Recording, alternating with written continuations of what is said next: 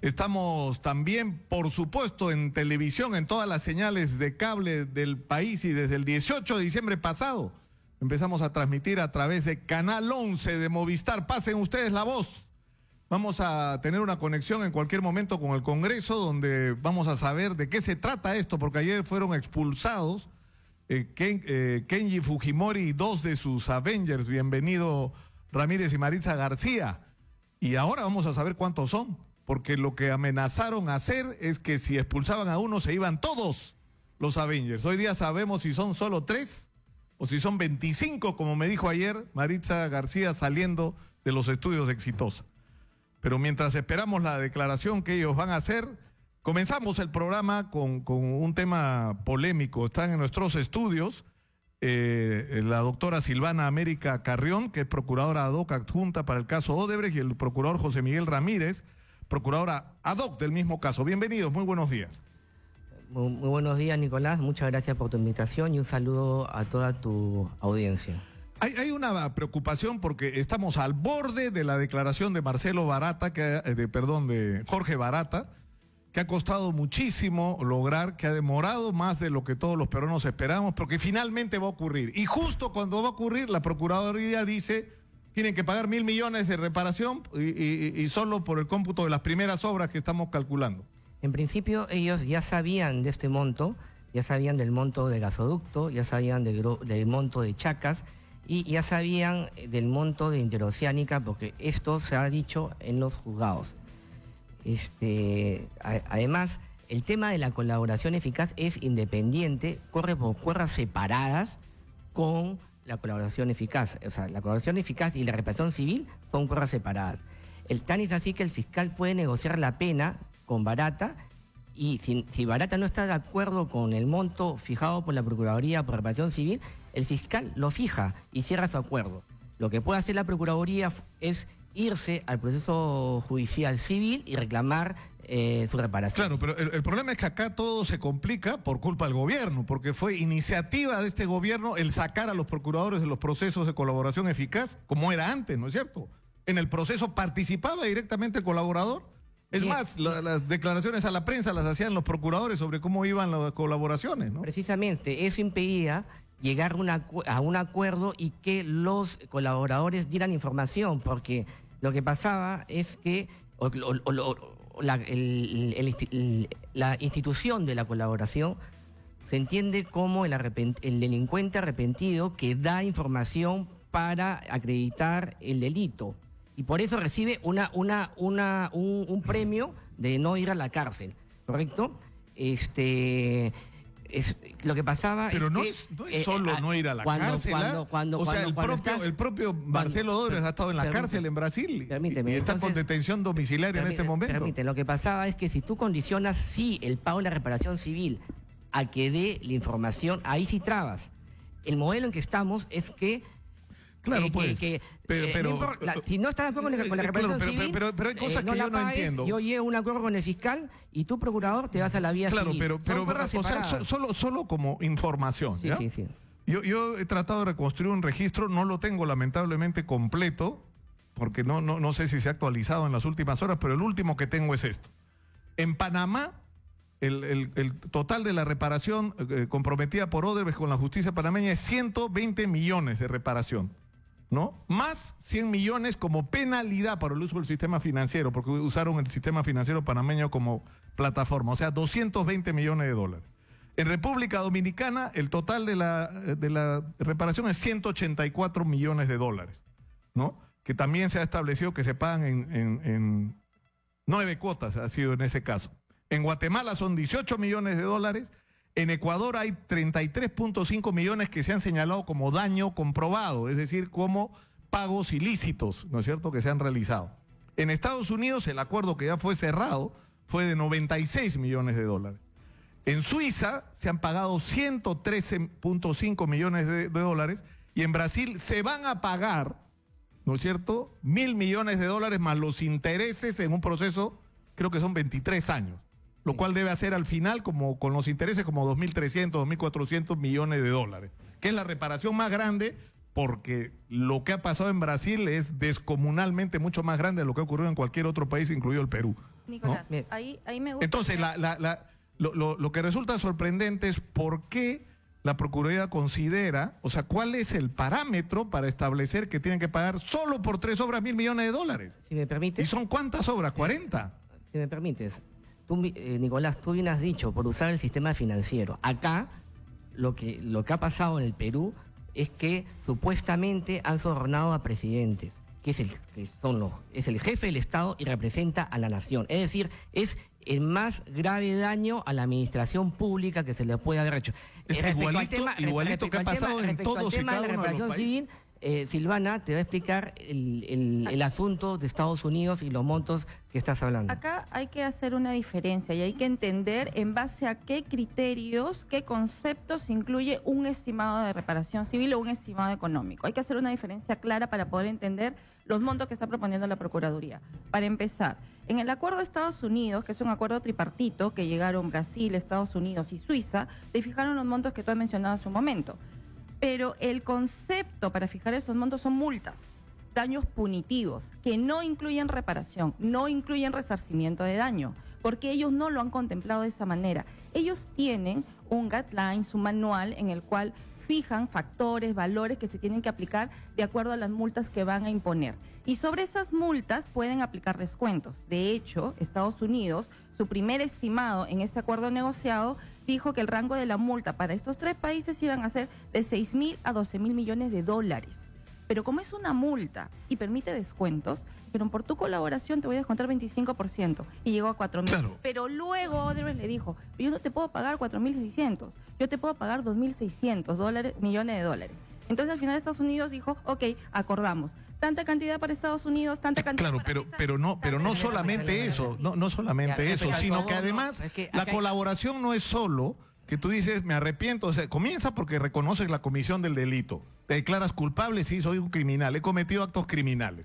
En segundo lugar dices, yo voy a pagar una reparación, pero lo más importante es la información que proporciona. A ver, primero, es que lo que pasa es que hay que diferenciar, porque estamos nosotros, como Procuraduría, estamos obligados a fijar, a estimar un monto de reparación civil. Ese es nuestro trabajo, es nuestra función y no podemos renunciar a dimensionar el daño. Entonces, tenemos que hacer un símil, una comparación de cómo Odebrecht se lleva en los otros países. Entonces, en los otros países, en Estados Unidos, lo que se ha fijado es una multa, no una reparación civil. La reparación civil comprende otros criterios, otros conceptos que están referidos al daño civil, no una multa. ¿Qué es lo que ha ocurrido en Brasil? Lo que ha ocurrido en Brasil. Pero en Brasil, ya, en Estados Unidos y en Suiza, efectivamente, como dice Jorge, no han habido sobornos. Ahí la multa es por utilizar mi sistema financiero, como en Panamá, que tú lo has mencionado hace un momento, ¿verdad? Bueno, en Panamá en realidad ha habido las dos cosas. En Brasil, que sí han habido sobornos, según fuente abierta, por 394 millones de dólares que Odebrecht ha reconocido sobornos por esa cantidad, ha quedado o ha pactado pagar 2.390 millones de dólares. No es el doble, no es el triple. Conforme ellos han comunicado en su última carta, ¿no?, que presentaron un programa, no es el doble ni el triple del soborno, es muchísimo más. No, es que entonces, yo conozco esa, yo he seguido desde el día ese que apareció, perdón, Odebrecht erró todo el procedimiento en Brasil, y el acuerdo es $1.000 millones de dólares. El problema ¿cuál es? Que como se tienen que pagar en 23 años, hay intereses, entonces ya, al final lo que terminas pagando, o sea, si tú dices, si tuvieras que pagar cash en este momento, tienes que pagar $1.000 millones de dólares, pero como vas a pagar en 23 años, sumando los intereses, son 2.000, utilizando ¿no es cierto? La hoja de Odebrecht, yo solamente voy a reconocer y voy a pagar el doble o el triple de los sobornos. ¿Ya? Eso es lo que ha dicho Odebrecht. No, pero ellos no deciden eso puede ser la... Eso es lo que ha dicho Odebrecht, Odebrecht no decide. Claro, pero ellos no deciden, eso está claro. Tienen que decidir las autoridades peruanas, ¿no? Odebrecht claro, no pero lo que yo voy es, por ejemplo, en el caso Chacas. Ahora, no olvidemos que es un tema de multa, ¿correcto? Que si no pagas, te vas preso. Tiene otra finalidad. Acá estamos hablando de reparación. Claro, pero por eso yo quiero hacerles preguntas. Ustedes dicen que en el caso de Chacas, está acá, ¿no es cierto? Hay que pagar ¿cuánto? Odebrecht tiene que pagar 248 millones de soles. ¿No son 320? No, 248 millones. O sea, esos son más o menos 90 millones de dólares. El daño patrimonial perdón. Ya, pero la coima pagada en Chacas al gobierno regional y a las autoridades conexas son 2.7 millones de dólares. Eso es lo que yo no entiendo. O sea, es el soborno ¿ya? Los 2 millones de dólares. ¿Y qué pasa con la obra? ¿Qué pasa con los excesos y los pagos indebidos que se dieron durante la obra? Ampliaciones de plazos, valorizaciones adicionales, adendas, que hicieron que el contrato que valía 400... pero por eso, pero si para que ustedes me aclaren la diferencia, porque yo digo, en el caso de Chacas, pagan 2.7 millones de dólares de comisión ilegal reconocida, ¿no es cierto? Al gobernador regional y a otro funcionario. El gobernador regional, que dicho sea paso, está preso por homicidio, ¿ah? Claro. Por homicidio, o sea, y no por uno, por varios. Y de eso vamos a hablar uno de estos días porque hay novedades en relación a ese caso. Y a por qué se está demorando tanto. Pero lo que yo no entiendo es el caso de la Interoceánica Sur, el tramo 4. O sea, ahí estamos hablando no de cientos, de miles de millones de dólares. Probablemente haya habido sobrevaloraciones. La coima reconocida, o por lo menos acreditada hasta ahora por la investigación del Ministerio Público, es 4 millones de dólares. ¿Está bien? Ustedes han pedido ¿cuánto? Ahí te corrijo, Nicolás. No, pero ustedes... Ahí te corrijo porque sí. la Fiscalía ya identificó que hay 4.000 millones de dólares aproximadamente.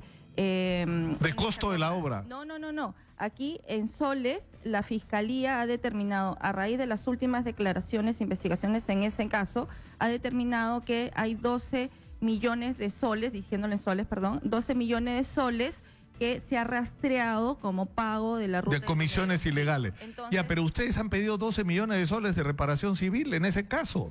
A Camargo Correa, Queiroz Galvado y ¿cómo se llama la otra? Andrade Gutiérrez, que no se han acogido a la colaboración eficaz, que no nos están dando nada de información, que no nos están ayudando a descubrir la red de corrupción.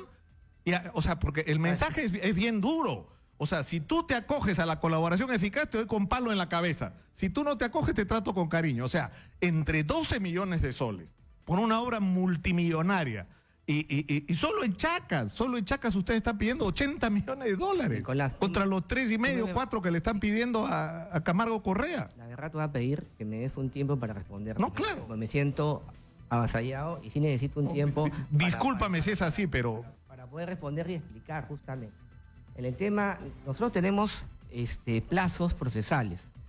Es en la etapa de la investigación preparatoria que uno tiene todo ese tiempo para ir incrementando la reparación civil. En el caso que has hablado de Camargo Correa, es una etapa, es un monto que se ha determinado en la etapa postulatoria del actor civil, es decir, cuando nos hemos constituido como actor civil y hemos ido dimensionando el daño. Respecto al tema, y todavía tengo más tiempo, porque hay que terminar de evaluar ese daño. Pero permítame, sí, por favor, pero escúchame, en el caso de Odebrecht también es preliminar. No es preliminar. Pero o sea, acá dice primer estimado de la reparación civil. Claro, porque hay otras obras que faltan. El tema que te quiero comentar, en el tema de Chacas... Sí, hablas en el tema de Chacas, el daño civil comprende el daño patrimonial y el extrapatrimonial. En el daño patrimonial, en Chacas es 92 millones de soles, que son los gastos adicionales indebidos, gastos generales indebidos, adelanto indebido de materiales, etcétera. Todo esto dicho por la Contraloría General de la República. Lo que estamos respecto al daño patrimonial, si lo devuelven, me están devolviendo el dinero robado. El tema de la indemnización es el daño extrapatrimonial, ¿correcto? Ahí estamos pidiendo un monto que va por los 156 millones de soles, en el entendido que estamos poniendo el doble de la utilidad indebida como un criterio para fijar la reparación civil en este concepto. ¿Cuál es el mensaje que vamos? Primeramente es un tema de reparación. Y segundo, ¿cuál es el mensaje que vas a dar a la sociedad peruana, a los empresarios de bien que quieren que este país progrese bien sin pagar coimas? Que acá la corrupción sale cómoda. No, entonces, el mensaje, discúlpame, pero el mensaje que yo puedo interpretar es este. Yo me acojo a la colaboración eficaz. Yo les digo, sí, acá hay una red de corrupción asquerosa. Y nosotros hemos sido parte de esto, aceptamos esto, es más, les contamos todos los que era parte y le contamos cada dólar que pagamos de comisión ilegal. Y mi respuesta es que te clavo unas reparaciones civiles es que como si no hubieras que colaborado. No te das preso, Nicolás. Esa es la respuesta. No te das preso por eso. Esa es la respuesta. Si tú vas a negociar temas penales, tu marco de competencia es la responsabilidad penal. Es decir, tú colaboras y no te das preso. Pero si eso quiere- no si es- paga la reparación civil. Ok, el Claro, agraviado pero eso- no pero está, eso- el agraviado no está de acuerdo contigo, bueno, lo fijo yo fiscal y cerramos el acuerdo de Pero colaboración. eso no es necesariamente así, ¿ah? En Brasil el acuerdo que ha habido con el señor Odebrecht, por ejemplo, es que te acoges a la colaboración eficaz y no vas preso todos los años que debías ir. En vez de ir 17, vas a ir, creo que en total son 10, de los cuales 2 y medio es en prisión efectiva, que ya los cumplió, ¿no es cierto? O 2. Otra parte lo haces en detención domiciliaria y el resto bajo un régimen estricto Lo que de pasa control, es que las ¿no es reglas en cierto? Brasil son distintas a las reglas sobre colaboración eficaz aquí en el Perú y nosotros nos tenemos que regir por las reglas que nos rigen aquí en el país. Y hay un Claro, procedimiento. pero por eso hay un digo, no, pero eso no es procedimiento de verdad que tú dices, yo no voy preso acá, si doy en el información. Perú, no. sí, Sí, exactamente, es En el una Perú, negociación con el Es parte de la fiscal. negociación. A Pero ver. el fiscal te puede pedir que te reduzcan la pena, no necesariamente Exactamente. eliminártela Es completamente. Es un derecho premial y eso está en consideración del fiscal con Claro, pero con- no con es el que autor no del es que yo delito. canjeo, no voy preso, Es entonces una colaboro, negociación, no. si es así, es una negociación. Es una negociación en el ámbito de la colaboración eficaz. El autor del delito, el criminal, da información, da las pruebas y negocia con el fiscal el nivel y el tipo de información que da y según el criterio del fiscal determina si va preso o le reduce la pena. El premio en el sistema peruano por colaborar, el premio de acuerdo a nuestra legislación, es que te den una extensión de pena, es que no te pongan una condena o te la reduzcan. Esos son los premios por tu información como aspirante a colaboración y se cierra. Ahora, en el procedimiento peruano, se nos permite ingresar a la Procuraduría como representante del Estado en la parte final, no en la corroboración, efectivamente, para proponer un monto de reparación civil. Pero si ese aspirante a colaborador, hablemos del señor Barata, no llega a un acuerdo con nosotros, lo fija el fiscal. Te doy un dato Claro, más, Nicolás. pero sí. Hay un procedimiento especial de este tipo en uno de los proyectos, que obviamente por la reserva no te puedo indicar cuál, pero en uno de los proyectos en los cuales está pasado exactamente lo que estamos discutiendo ahora.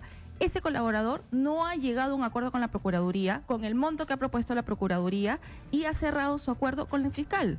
Y ahorita está yéndose a audiencia para que el juez apruebe ese acuerdo. Esa colaboración no se ha truncado. Entonces, Que ¿por es en qué? el caso Graña y Los- Montero. Los procedimientos, ¿O no? Es reservado, los no podemos decirlo. procedimientos Ya, de no, colaboración no. eficaz corren por cuerdas Porque separadas. es obvio que en Y el caso de puede- Graña y Montero hay alguien de puede- adentro que está colaborando, ¿no? hay- O sea, si no- no- son procedimientos por cuerdas separadas. Ahora, Y ese pero es lo- el la ejemplo para preocupación, decir que no la se preocupación entorpece mía y nada. creo de muchos ciudadanos es esta.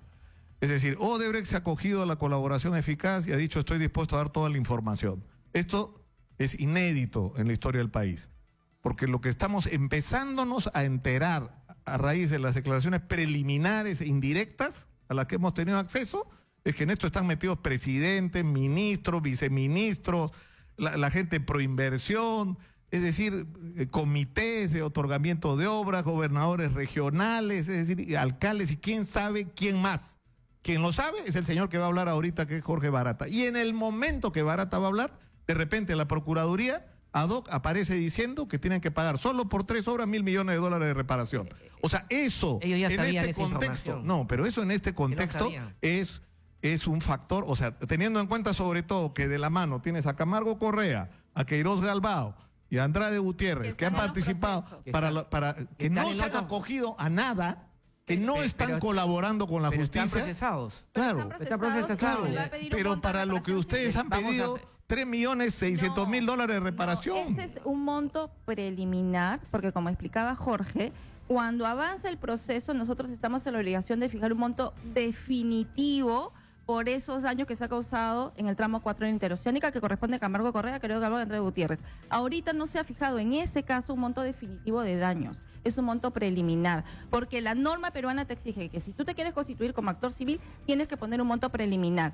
Eso está en investigación y conforme se vayan confirmando los daños, ese monto obviamente va a subir porque los daños son mayores. O sea, puede subir de 12 a 500 millones, podría subir. Va a subir de todas maneras. Hay que valorar los sobrecostos. O sea, no podemos tampoco caer en el chantaje de Odebrecht. Tenemos que actuar con dignidad, ¿no? Porque hay que valorar todo el daño que se ha causado. Es como a ti te roban la billetera, para que te restituyan ese daño, te tienen que volver la billetera y el valor del dinero que tenía esta billetera.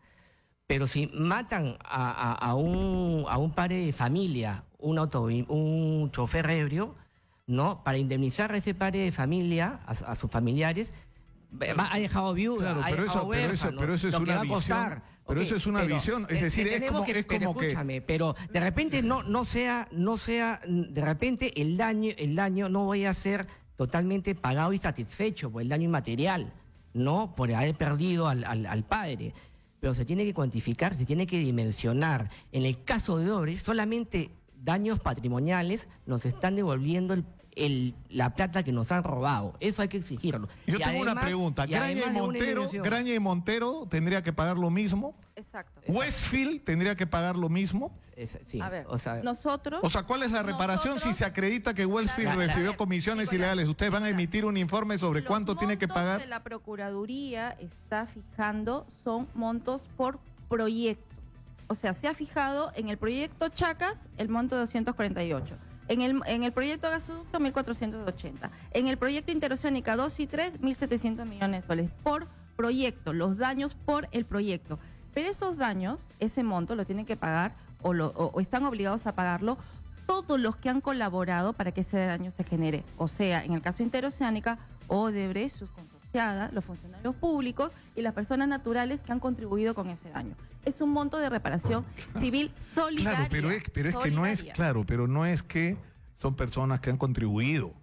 O sea, contribuyeron con Odebrecht. O sea, Al- es que al hay una ilícito. cosa que es verdad. Han contribuido al Es decir, ilícito. A ver, Odebrecht, acá- Odebrecht es una empresa y sus funcionarios son personas que han cometido delitos en el Perú. ¿Está bien? Son gente que ha estado involucrada en actividad criminal en el Perú. Y eso tiene que quedar absolutamente claro, ¿no es cierto? ¿Cuál es la diferencia? La diferencia es que estos son criminales que reconocen si pues cometimos el crimen y es más, estamos dispuestos a contarles cómo funcionaba la red de corrupción en el Perú. Eso tiene un valor enorme. ¿Cómo no podemos darle valor a eso? Es decir, nuestra preocupación es simplemente ¿cuánto le vamos a sacar a Odebrecht de reparación cuando siempre actuó consorciada? ¿No es cierto? ¿Y qué Cuando se le va a siempre cobrar a actuó las en concierto con consorciadas? funcionarios del Estado peruano, incluyendo presidentes de la República, los que le financió la campaña electoral. O sea, estamos hablando de una cosa enorme. Entonces, no estamos en contra de eso. Ellos tienen que pero decirlo, pareciera, tienen pues, no, ellos están pareciera declarando- porque Oye, justo cuando pero van a hablar, Nicolás, ustedes les pegan con la reparación. Ellos ya sabían de este tema. Están engañando y manipulándolos. Ellos ya sabían de estos montos y primero que Barata ha hablado hace más de un año. Está administrando la Vamos a ir a la información. pausa y vamos a seguir No, con... Vamos y nos a está seguir, chantajeando. vamos a seguir con el tema. Vamos a ir a la pausa y regresamos. Está bueno.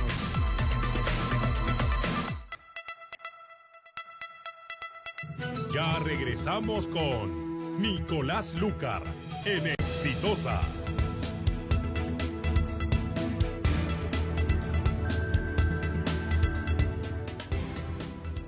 Enfermedades vasculares, colesterol alto y diabetes pueden causar disfunción eréctil. En Boston Medical Group podemos ayudarle con tratamientos integrales. Consulte hoy mismo en nuestras clínicas y haga feliz a su pareja. Separe a su cita llamando al 01-748-1900 www.bostonmedical.la. Entre los pantanos y médanos de Cayanca, Cusupe y Darán, hasta llegar al Océano Pacífico, entre Cañas Bravas, Carrizos, Sauces, Chilcos, Totoras y Grama Salada, se levanta la ciudad de Montefú, conocida en el mundo entero por su arte, sus tradiciones, su gente y su exquisita comida. Yo soy de Montefú. Yo soy Lambayeque, Chiclayo, Montefú son del Perú. Exitosa por su gente. Montefú, exitosa, te informa con la verdad. bendita tierra. Caribeña es la radio que sí suena. ¿Qué tal, amigos? Esto es Los 5 de Oro. Nuestros mejores éxitos los escuchas aquí en La Caribeña sí suena. Y suena bien.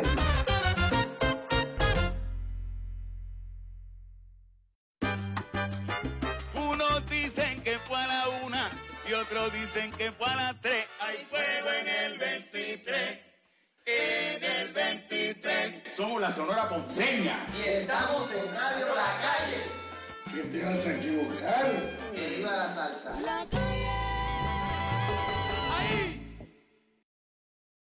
Exitosa. te mantiene informado las 24 horas del día. Los acontecimientos más resaltantes del Perú y el mundo, analizados por el mejor staff de periodistas. Nicolás Lucar, Philip Butters, Manuel Rosa, Gonzalo Núñez, Carlos Alberto Navarro. Exitosa te informa con la verdad. Porque lo bueno no tiene que ser caro. Cuadernos Universal. Nuestro papel ultra blanco y resistente hace que nos prefieras. Nuestros diseños exclusivos con más de 100 licencias hacen que nos elijas. 30 años nos respaldan. Nuestros productos superan en calidad a todas las marcas en el mercado, pero a un precio menor, hasta 30% menos. Cuadernos Universal. Porque lo bueno no tiene que ser caro. Diario Exitosa te informa con la verdad. Con notas de actualidad escritas por la mejor plana periodística del Perú.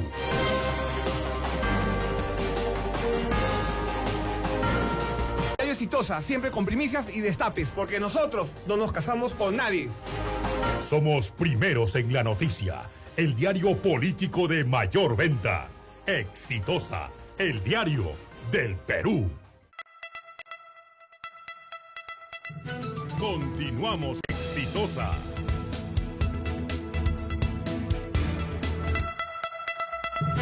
Estamos en Exitosa, está en nuestros estudios Silvana Carrión, ordinó la procuradora ad hoc adjunta para el caso Odebrecht, y Jorge Miguel Ramírez, procurador ad hoc del caso Odebrecht. Y estamos discutiendo sobre lo que está ocurriendo en relación a este tema es decir, el impacto que puede tener sobre la declaración de Jorge Barata en Brasil, la publicidad, digamos, porque ustedes dicen que esto ya se conocía, pero digamos el hecho de que la Procuraduría ha decidido hacer público este tema días antes. ¿Por qué esta decisión? ¿Por qué hacerlo ahora? ¿Por qué no hace 3 meses? ¿No? Hemos estado dimensionando los montos y consideramos que ya era el momento de hacerlo. Acá hay un tema muy puntual. Se habla que estamos poniendo montos altos, algunos, porque tengo entendido que otros están a favor, pero nadie habla de la ridiculez de dinero que quiere pagar Odebrecht, que son 66 millones de dólares. Entonces, si nosotros nos ponemos de rodillas ante ese monto, como sociedad, yo como abogado del Estado y representante de todos ustedes, digamos, estamos perdiendo dignidad, porque no es el daño que nos han causado. El daño mínimo es que restituyan lo robado, que son en líneas generales los sobrecostos que se han producido en las obras. Claro, pagan 20 millones de coima y sacan de sobrecostos 200 millones de soles o de dólares. Por decirte un ejemplo. Entonces, hay una relación de causalidad entre el soborno, porque entró Odebrecht de mala fe a la obra y entró, si bien es cierto, la hizo, también recuperó lo sobornado y además ganó más.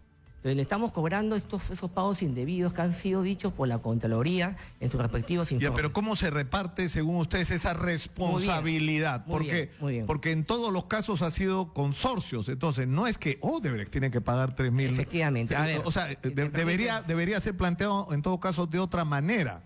Si hay que pagar 3.000 millones de soles, según ustedes, solo por estas 3 obras, no es solo Odebrecht la que tiene que pagar. Son las otras empresas. Entonces, la pregunta es, ¿va a haber una diferencia de tratamiento entre la empresa que dice, sí, colaboré, sí se pagó comisiones ilegales, mis consorciados sabían, y a este y este otro fue a los que les pagamos? La ley. ¿Qué valor tiene eso? La ley.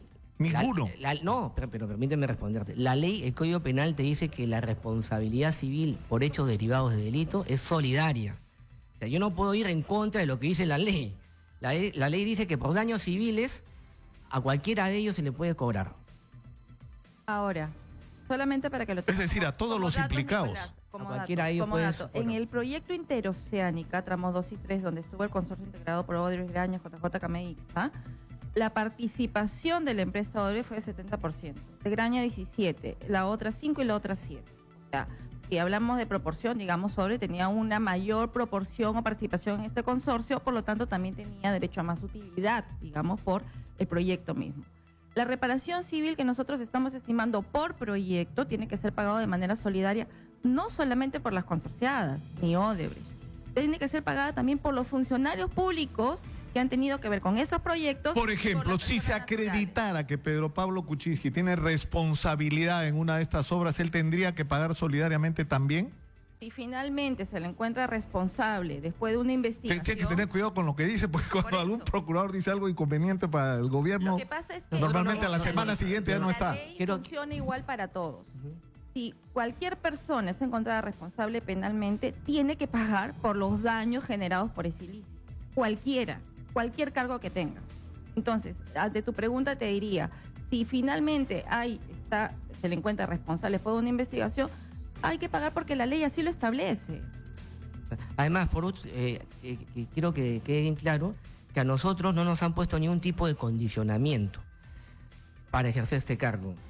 Nadie está por encima de la ley, y eso lo sabemos todos. Y nosotros no acostumbramos a hacer juegos artificiales de los casos. Nosotros, el caso que tú estás mencionando, lo estamos siguiendo en la Fiscalía. Hemos pedido los estados financieros, los documentos contables, donde pagan los tributos de esta empresa Westfield. Hemos presentado un pliego interrogatorio de más de 60 preguntas para el señor Sepúlveda. Estamos actuando, pero hay que ser responsables con todos los casos y respetar también la reserva de estos. Nicolás, en todos los casos. Y quiero que quede claro, porque estos temas técnicos legales son complejos de entender y nosotros lo entendemos, y probablemente por eso la discusión, el debate y la preocupación por los montos a los cuales hemos arribado. Pero en el tema de la colaboración eficaz, específicamente el señor Barata, a través de sus abogados, con la Fiscalía indicó: si al señor Barata lo excluyen de los procesos penales, le levantan las medidas cautelares sobre sus bienes, entonces el señor Barata continuará colaborando con la investigación. Todo eso, todas las condiciones que pusieron ellos, toditas se han cumplido. Se le excluyó del proceso interoceánica, nosotros apelamos, luego no desistimos porque se nos criticó de que estamos entorpeciendo, y finalmente dijimos, la Fiscalía que haga su trabajo y cierra su procedimiento de colaboración. En la Fiscalía de Lavado había una investigación contra el señor Barata de manera preliminar, donde tenía congelado fondos por 10 millones de soles. Todo eso se cerró, se archivó, camino libre para que el señor Barata declare. Todas las condiciones, incluso de parte de la Procuraduría, están dadas para que el señor Barata declare. La Fiscalía, yo he visto una noticia el día de hoy, que ha declarado, la Fiscalía de Lavado, que le va a tomar la declaración al señor Barata a finales de este mes como testigo en estos 3 casos, y que eso se va a producir porque ellos han tramitado esa declaración con las autoridades brasileñas. Entonces, esa declaración se va a producir porque todas las condiciones se cumplieron. Entonces, nosotros como Procuraduría y representante del Estado somos los principales interesados en que se sepa todo. Que declare el señor Barata, el señor Odebrecht, todos los funcionarios de Odebrecht que finalmente han presentado declaración acá, estamos interesados.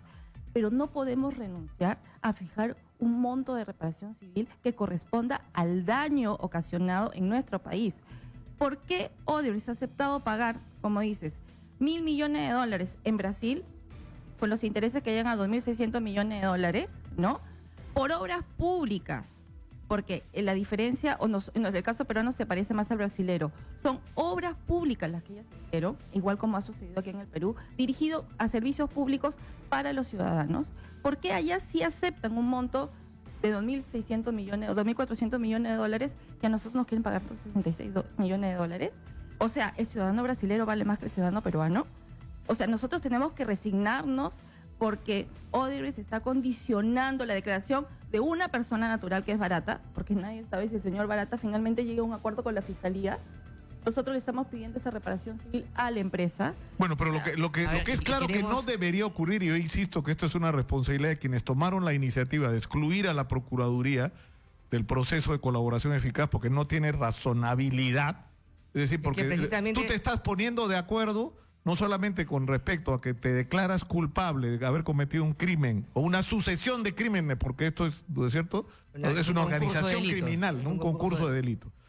Tú das información sobre quiénes han participado, tanto como socios tuyos como con funcionarios que han sido parte de toda esta red de corrupción, ¿no? Sino que tienes que establecer también cómo es el tema de los resarcimientos económicos. Y lo lógico es que el procurador sea parte de esa negociación, los procuradores, las procuradoras sean parte de esta negociación. Y esto se modificó. Pero el peligro está que si en esa etapa, si la Procuraduría interviene desde el principio y no está de acuerdo con que con el autor del delito en la reparación civil, la colaboración sí se frustraría. Entonces, por eso es la lógica de dejar al agraviado que ingresa al final de este proceso de colaboración. Claro, yo sé que lo que voy a decir... Ahora hay un tema que es interesante decirlo.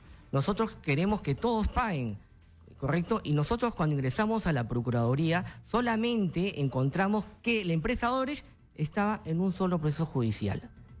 No estaba en los demás procesos judiciales. Es decir, no se le había incorporado al proceso judicial. Y esa era labor de la Procuraduría. Nosotros lo que hemos hecho es solicitar que en todos los procesos judiciales esté Odebrecht. Y que además que estén las brasileras y las consorciadas nacionales, que estén todos. Y ya se nos ha otorgado que entre Odebrecht a otros procesos judiciales como las brasileras y las consorciadas. La vista en la causa va a ser el 20 de febrero. La lógica que estamos usando, Nicolás, es una lógica de reparación civil, ¿no?, del daño causado, porque nosotros somos parte civil. Nosotros perseguimos el resarcimiento del daño y el Ministerio Público persigue descubrir el delito y sancionar a los culpables. Son fines diferentes, pero que pueden comulgar. Claro, el tema, y es duro lo que voy a decir, es cuál es el precio, porque hay que plantearlo así, que estamos dispuestos a pagar por saber la verdad. Porque vamos a pagar un precio.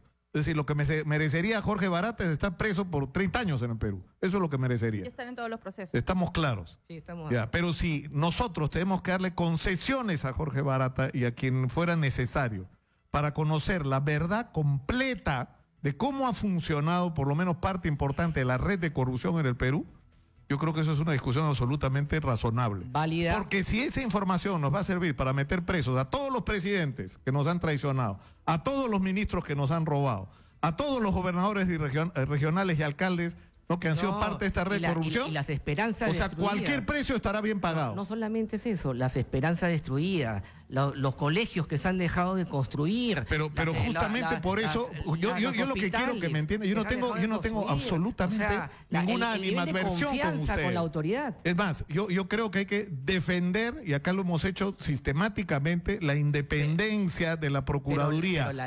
Pero mi preocupación es que ha costado tanto llegar hasta donde hemos llegado, ha costado tanto, ¿no es cierto? Y hay tanta gente interesada en que no hable Jorge Barata, porque no son 3 o 4. Esto no impide que no hable, perdón, esto no impide que no hable. Como te hemos explicado, ellos pueden llegar a un acuerdo de colaboración independientemente de la pretensión de la Procuraduría.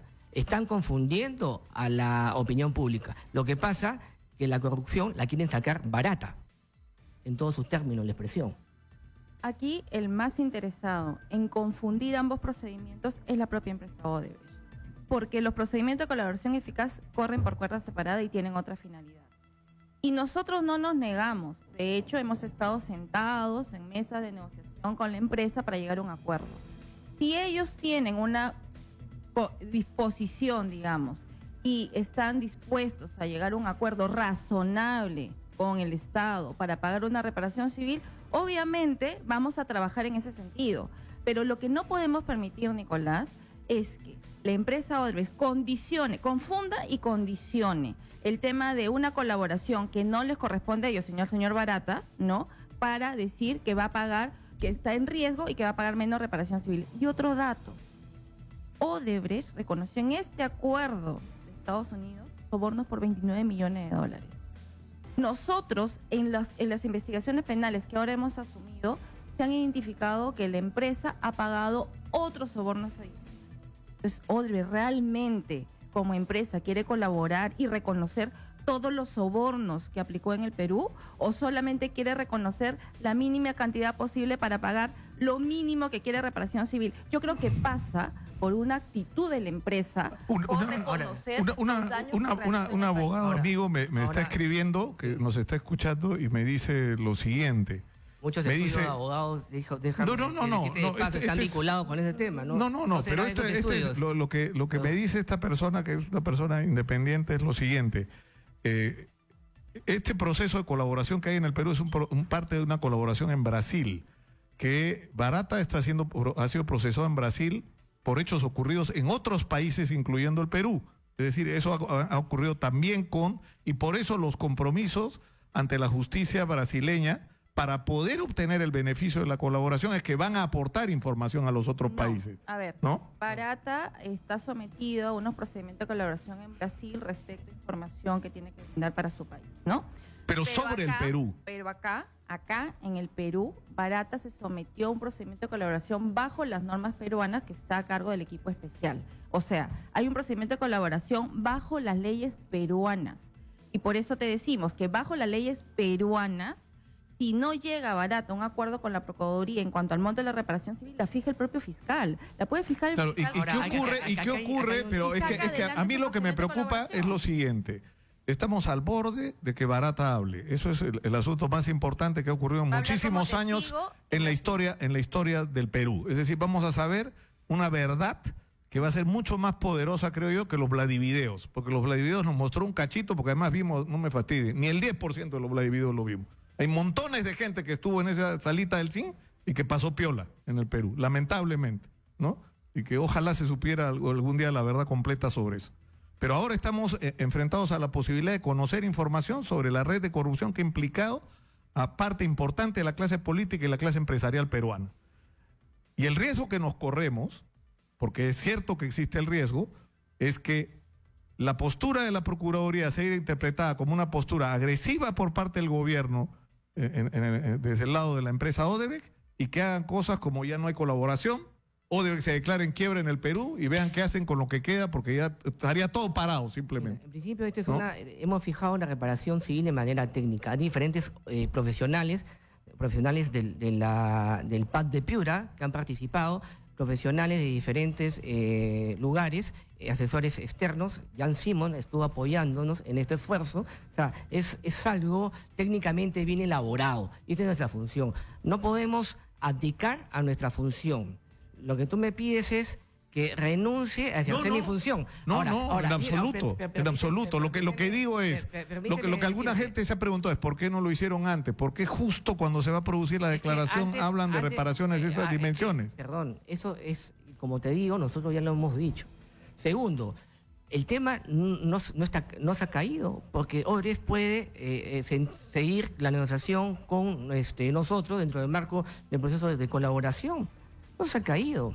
O continuar en las mesas de negociación. Sí, exactamente, el tema no se ha caído, pero que no vengan a querer pagar un monto que es una ofensa para todos los peruanos de 66 millones de dólares, bajo el supuesto criterio de experiencia internacional. Eso no es así, ¿no? La experiencia internacional es muy variada y están confundiendo a la población en lo que es multa, que tiene fines punitivos, es decir, si no pagas, te das preso, con lo que es reparar el daño. Así el precio que tengamos que pagar es que no sepamos nada. Pero la Fiscalía ya confirmó... vamos a defender, es decir...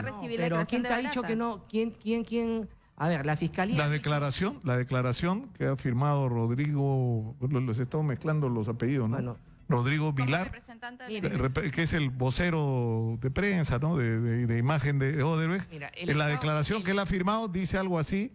como que esto podría ser interpretado como, digamos, una falta de voluntad y que podrían retrotraerse de su decisión de colaborar. No se equivoca y lo sabe bien, porque una cosa es la voluntad del Ministerio Público, que son autónomos, para no aplicar las penas por la colaboración. Y otra cosa es la estimación, porque es una estimación, porque finalmente esto lo tengo que probar ante un juez, lo fija, lo pretende la Procuraduría en un monto, y ahí la Procuraduría no te da el monto exacto. La Procuraduría te da una propuesta al juez. Y quien define, a través de los medios probatorios, es el Poder Judicial.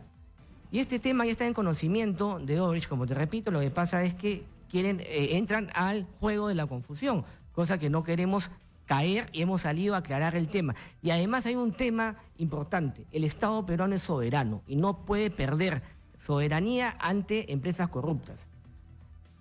No, eso está fuera de discusión. En el peor... Sí. Pero lo que interesa acá no es solamente eso, sino lo que interesa acá es desmontar toda la red de corrupción. Entonces ahí estamos enfrentados a situaciones que no nos hacen felices. Ahora, yo creo que a nadie le hace feliz tener que aceptar el hecho que alguien que ha cometido un acto de corrupción dice, me arrepiento, reconozco que he cometido el daño, te voy a dar toda la información. ¿qué me das tú a cambio? Y ahí empieza un proceso de negociación, que a algunos les pueden parecer despreciables, pero que al final lo que hay que medir es el beneficio para el Estado peruano y para todos los peruanos. Es decir, si vamos a... O sea, nos interesa saber quiénes nos han estado robando todos estos años. ¿Quién nos puede dar esa información? Barata.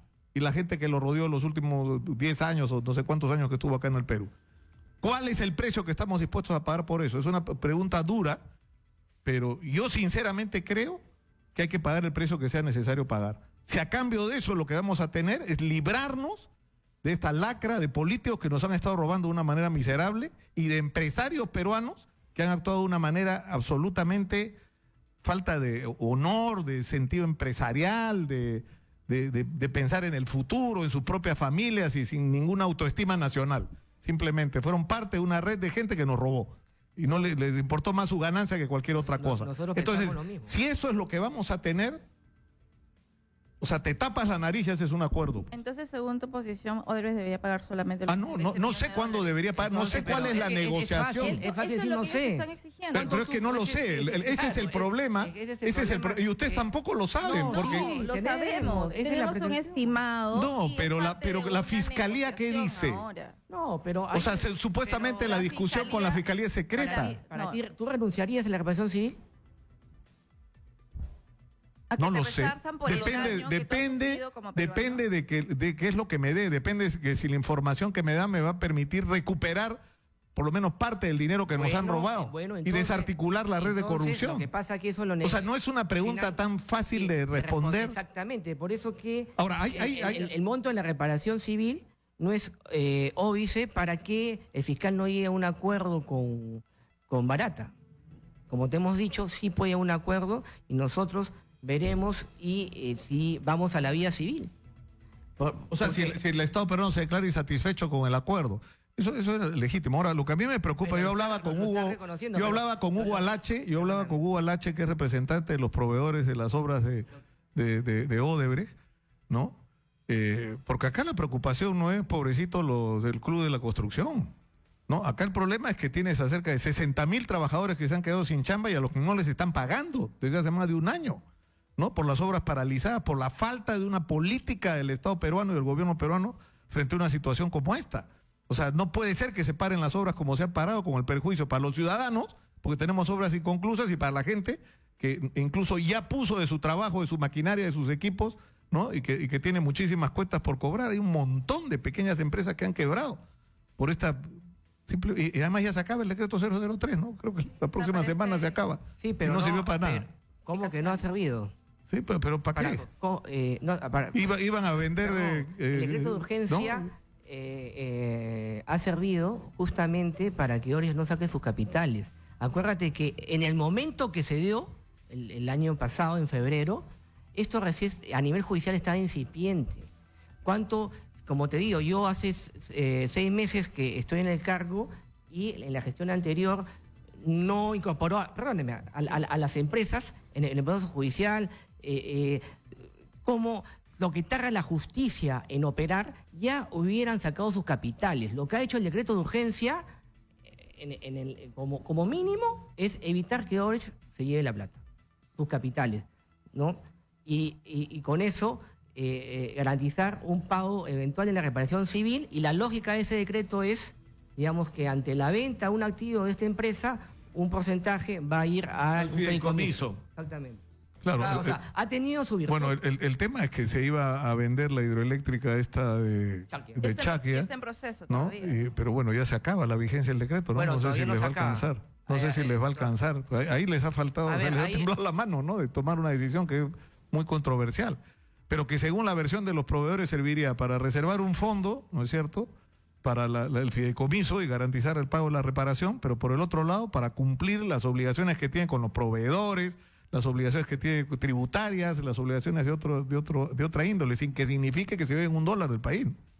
Porque eso está absolutamente claro, pero nadie quiere tomar la decisión, parece. Entiendo que está en el Ministerio de Justicia hace rato y no avanza, ¿no? Yo entiendo que se está evaluando, se está haciendo una debida diligencia de las supuestas deudas, y porque esta es una decisión que requiere un análisis de la documentación que te presenta Odebrecht para la venta. Estamos viendo que es una empresa que tiene un patrón criminal, Entonces, sí, pero la si te información dice- al Ministerio de Justicia no la ha presentado Odebrecht, la han presentado la organización de proveedores representada por Hugo Lache. Sí, pero- O sea, son gente de carne y hueso a la que le deben dinero. No solamente ellos, sino también Odebrecht ha presentado documentación. Bueno, es un tema que está en el ámbito del Ministerio de Justicia, que están evaluando y todavía está un proceso de debida diligencia de verificación de la documentación. No, lo que me temo eso que es ya, yo no entiendo. lo que me temo que ya está pasando es que, o sea, ya quebraron las empresas, ¿no? O sea, todas estas pequeñas empresas que han sido proveedoras de Odebrecht, la mitad por lo menos ya quebraron.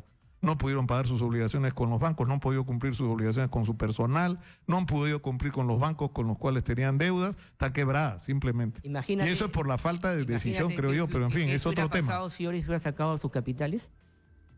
Peor. No, pero había Era- otros era- mecanismos que podías No, usar es que para lo la mismo. urgencia es que Nombrar administradores judiciales, hay 1000 maneras de lograr, no 1000, ¿no? Pero hay muchas maneras de lograr de que las obras no se paren, de que los capitales no. Además, no estamos hablando solo de Odebrecht, Dios mío.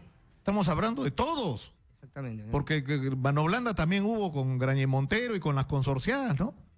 Que les ha temblado la mano hasta el final para hacer lo que había que hacer y lo que infelizmente está pasando, lo que tenía que pasar. Yo solo quiero terminar con una reflexión, ¿no?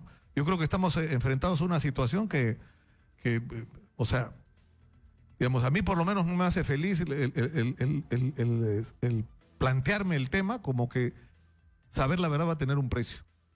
Porque saber la verdad va a tener un precio. Y yo creo que hay que pagarlo. No sé cuál sea ese precio. No sé cuál sea. Lamentablemente no conocemos la información. El Ministerio Público está manejando este tema con reserva. Pero lo que nos está ofreciendo Barata es saber, uno por uno, todos los presidentes, los ministros, los gobernadores, los alcaldes que han estado metidos y los empresarios peruanos y brasileños que han estado involucrados con ellos en actos de corrupción. ¿Cuánto vale eso para los peruanos en una circunstancia como esta? No solamente en resarcimiento moral para saber quién es quién en el Perú, sino en la posibilidad también material de recuperar dinero. Porque como ustedes dicen, todo lo que se robó en este país no lo tiene que pagar solo Odebrecht. Las puertas están abiertas para esta empresa para seguir negociando el monto de la reparación civil. Nosotros hemos fijado una pretensión, ¿no? Esto finalmente puede ser llegar a una negociación con la empresa, pero no en 66 millones de dólares. Entonces, Odebrecht que juegue limpio bien en todos los terrenos, ¿no? Y eso es por un lado. Y segundo, también hay que acabar con una reflexión, porque además de la reparación del daño que perseguimos, esta es una oportunidad de mejora para nuestro país. El caso Odebrecht ha roto parámetros. Este caso no se puede ver de un enfoque penal solamente, sino civil. Además, hay un mensaje a la población. Acá la corrupción no puede seguir costando poco. Acá, ¿cuál es el incentivo que vamos a dar a los buenos empresarios, ¿no? Y a nuestra población si acá se paga poco por los daños que nos causen? Claro, pero claro, pero también es importante cuál es el mensaje que le damos a la gente que está dispuesta a colaborar. O sea, en Estados Unidos a mí el sistema ya me parece hasta exageradamente brutal. Sí, sí. O sea, te dan impunidad total a cambio de información. En todos los sentidos. Es una cosa increíble lo que pasa en Estados Unidos. Y es económico. Vemos los acuerdos. Sí, que por las supuesto. multas son o sea, si tú me inmensas. vas a dar información sobre toda la gente que ha sido parte de una red criminal, así sea narcotraficante, lavadora de activos, contrabandista o lo que fuera, para mí esa información vale y yo te excluyo toda responsabilidad. Es impresionante lo de Estados Unidos. ¿Qué investigación penal hay en Estados Unidos por el caso de... ¿Qué investigación penal? Entiendo que todas las investigaciones... No están enfocados en claro, ellos, yo sino entiendo que en un todas las acuerdo investigaciones en económico. Estados Eso es Unidos importante tienen... para Claro, ellos. Los sistemas son distintos. es que tienen que ver en Estados Unidos con el hecho de haber usado... Es una mentalidad y No, pero es que lo que ha ocurrido ahí ha sido el uso de los Estados Unidos como plataforma para entrar y sacar dinero, crear empresas, ¿no es cierto? Y eso es otra cosa. Pero hay funcionarios estadounidenses que seguro también han participado para eso, pero no hay Bueno, investigado. terminamos ahí.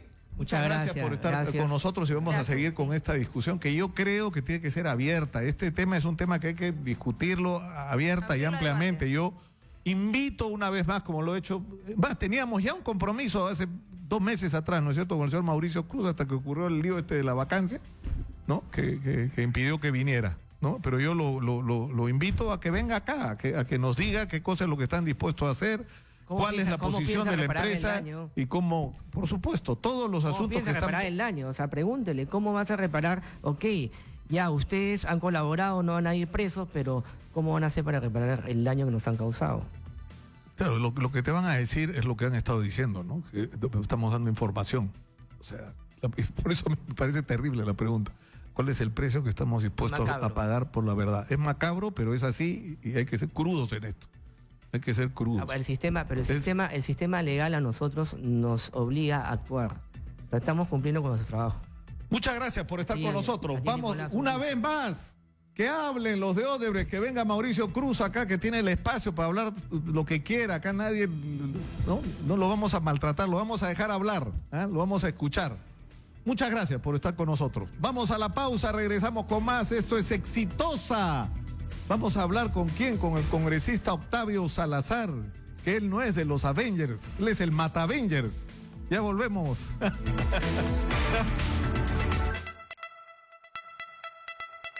Ya regresamos con Nicolás Lucar en Exitosa.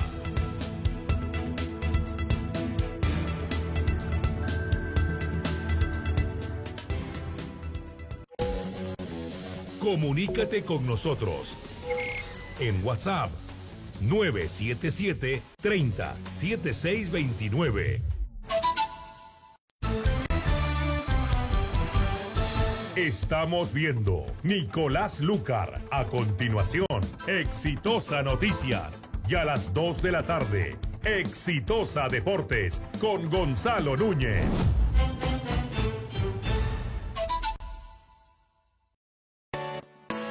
Porque lo bueno no tiene que ser caro. Cuadernos Universal. Continuamos con Nicolás Lucar en Exitosa.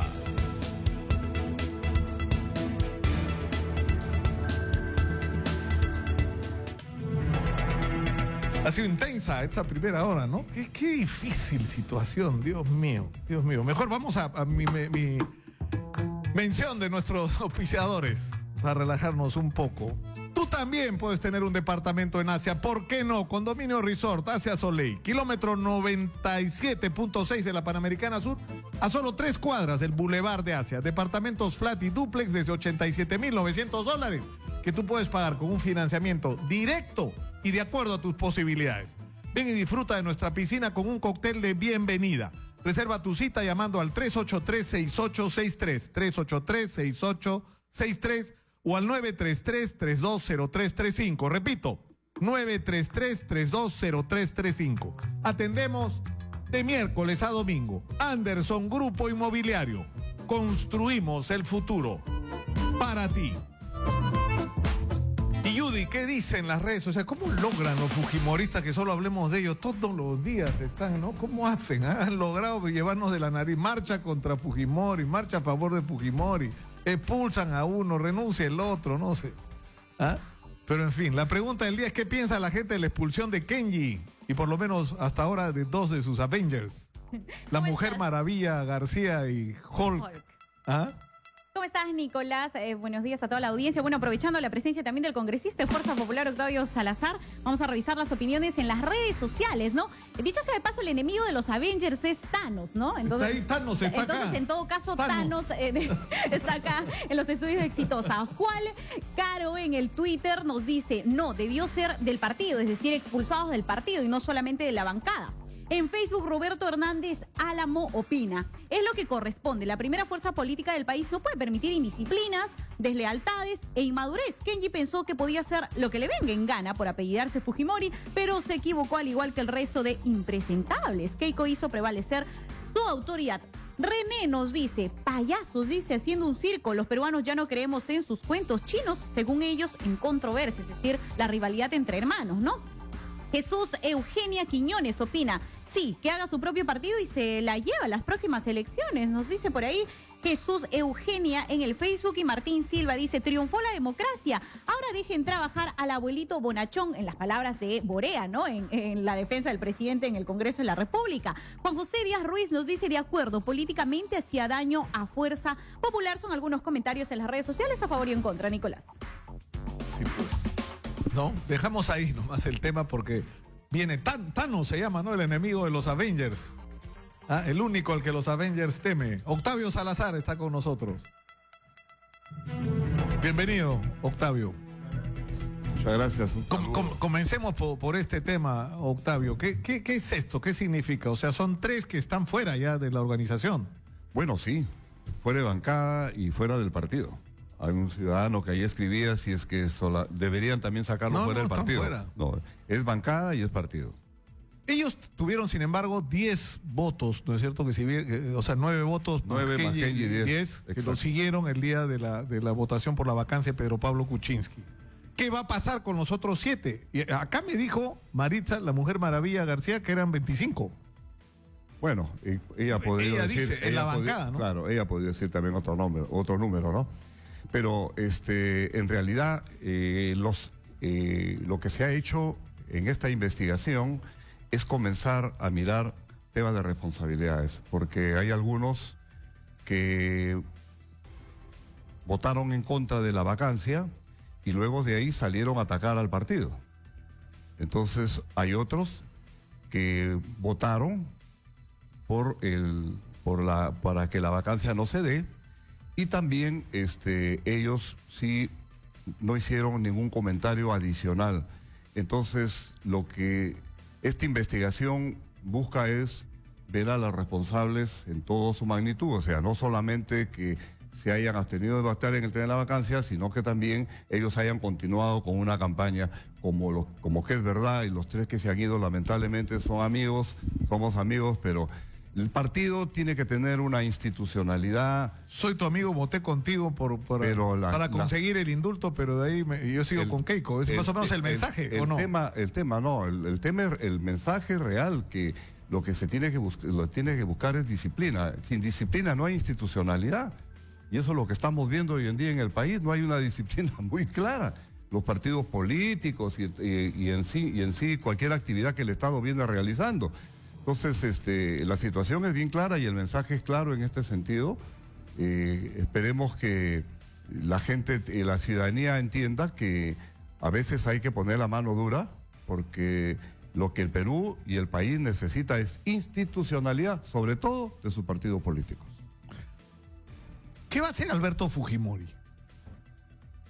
Esa es la pregunta del millón, como dicen. Bueno, yo creo que... Porque la lógica es que Kenji va a formar su propio grupo, seguramente. Seguro. ¿No? Pero eso va a plantear una división en las bases fujimoristas. ¿Ah? Yo creo que... Donde va a ser determinante qué diga Alberto Fujimori, ¿no? Al final y al cabo, creo que el presidente Fujimori es el padre de ellos, ¿no? Es obvio, y él es el fundador del primer partido fujimorista, el que agrupó a todos, el que le dio un perfil, el que le dio una ideología a la organización política. Creo yo que lo de Kenji ya lo han anunciado, que ellos van a formar su partido político. Claro, me hubiese gustado que esto no fuese así, pero a veces las circunstancias te impulsan a tomar decisiones de esta manera, de esta naturaleza. Así que esperemos que nosotros vamos a seguir trabajando en lo nuestro. Ya se avecinan las elecciones municipales y regionales. El partido tiene que seguir trabajando, tiene que seguir avanzando en su propósito de llegar al 2021 como la primera fuerza política del Perú. Ya lo es ahora, pero hay que conservarlo, hay que mantenerlo y obviamente lograr sin Kenji Fujimori e incluso sin Alberto Fujimori, si fuera el caso. Bueno, el presidente Fujimori yo creo que está bien claro, ¿no? Él va a tener que asumir a lo mejor dentro de la organización una situación de consultoría, no es un referente, pero la lideresa del partido es Keiko Fujimori, ni más ni menos. Ese partido lo ha concebido ella, lo ha trabajado ella.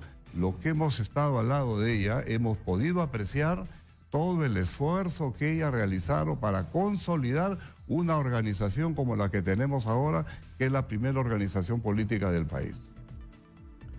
Ahora, el patrimonio, sin embargo, político de los fujimoristas, como su nombre lo indica, es el padre, ¿no? O sea, ¿qué sería de Keiko Fujimori si no existiera su padre? Es decir, ella se atribuye el mérito que ustedes le reconocen de haber construido un partido en estos últimos años, pero es el partido fujimorista, es el partido que lo que pretende hacer es recoger, por así decirlo, el legado de Alberto Fujimori, ¿no? Claro, es la ideología que él generó, creó, pero en el tema estricto de la palabra, la lideresa es Keiko. Y el presidente, obviamente, es una persona que se le tiene un reconocimiento. Claro que no queda la menor duda. Pero aquí el tema de fondo es que Keiko es la que tiene que seguir y continuar abanderando al partido de Fuerza Popular. Y la idea es seguir generando un partido con disciplina, con orden. Si en un partido político se va a discutir un proyecto de ley que va a presentar la bancada o que un proyecto de ley que venga de otra bancada y nos ponemos de acuerdo, es decir, cada uno sale, expone, viene la votación, yo puedo estar en contra de la que se va a aprobar, pero somos un partido político y tiene que haber una direccionalidad.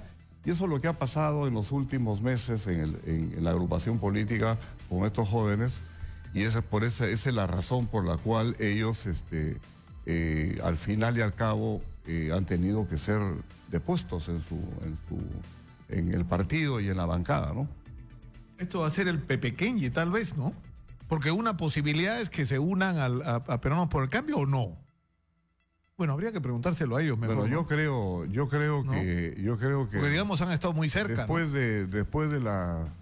de cómo está este gobierno, creo que es muy difícil que quede algunos vestigios de él, ¿no? Muy difícil. Hablemos mejor de inseguridad, ¿eh? Si le parece, Octavio. El presidente Pedro Pablo Kuczynski precisamente ha dicho ayer que hemos progresado muchísimo en la situación de la seguridad y que las cifras lo dicen, ¿no? Bueno, digamos, yo quisiera... Bien controversial ¿no? Yo quisiera mostrarles aquí, hay dos organizaciones en el mundo latinoamericano que miden la victimización. Uno de ellos es el Latino Barómetro, que es una organización chilena que le toma el pulso a las Américas en diferentes aspectos de la vida cotidiana. Uno de ellos, el tema de la inseguridad. Y el otro es el Barómetro de las Américas, que es una organización que está en los Estados Unidos y que también mide los índices. De percepción de la ciudadanía, ¿no es cierto? Claro, pero es victimización, porque a la pregunta que tú le haces, usted durante el presente año, ¿usted ha sido víctima de un robo o algún asalto? Entonces, las personas lo que hacen es votar. Y ese es el resultado. Y este es el resultado. Esto ha salido en el mes de septiembre del año pasado. Venezuela es el país que tiene mayor victimización en Latinoamérica. ¿Y quién le sigue? El Perú. El Perú. O sea, número 2. Número 2 en victimización, en inseguridad ciudadana. Es grave lo que estamos pasando. Esto aparentemente se podría pensar de que uno simulando algunas situaciones podamos nosotros ir al tema de fondo y que la ciudadanía esté de acuerdo de que esto ha bajado.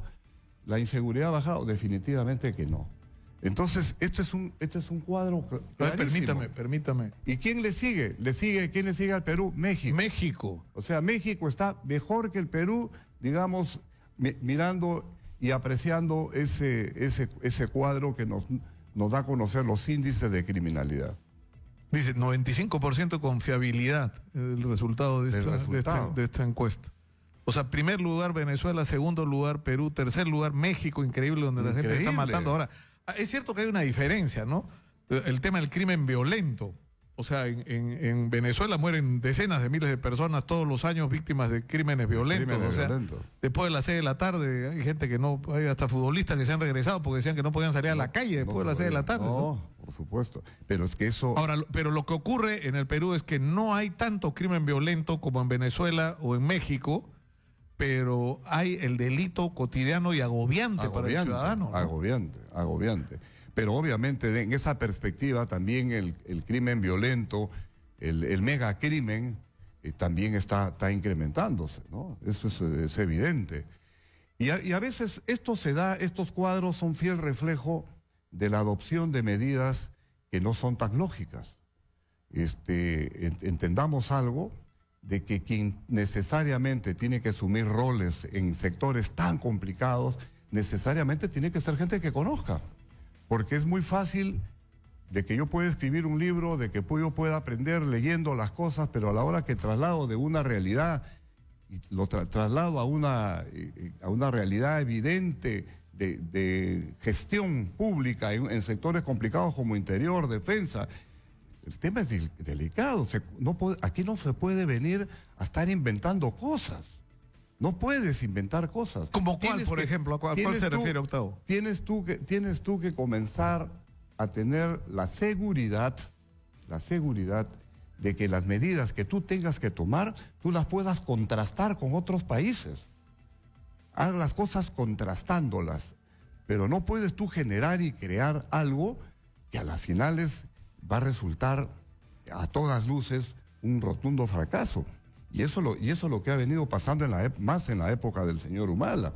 Y ahora también, obviamente... Claro, porque lo que sorprendentemente está ocurriendo es, primero, que cada vez hay más crímenes violentos, ¿ah? Claro, o sea, esto que a los periodistas les encanta decir, ajuste de cuentas, que odio yo esa expresión. No, pero, ya en las calles... pero que las bandas criminales se están matando entre ellas por territorio, por el negocio del narcotráfico, de las extorsiones en construcción. Ahora, y el otro tema es el de los bancos, ¿no? Que hayamos retrocedido. Y ahí quisiera yo comentarle lo siguiente. En el tema bancos, el Perú siempre ha sido un referente. De muchas partes vinieron a ver cómo se manejaba el tema de la seguridad bancaria. Entonces, ASBAN y la policía hicieron un convenio. Y producto de ello salió una fórmula importante que permitió años no tener asaltos en los bancos.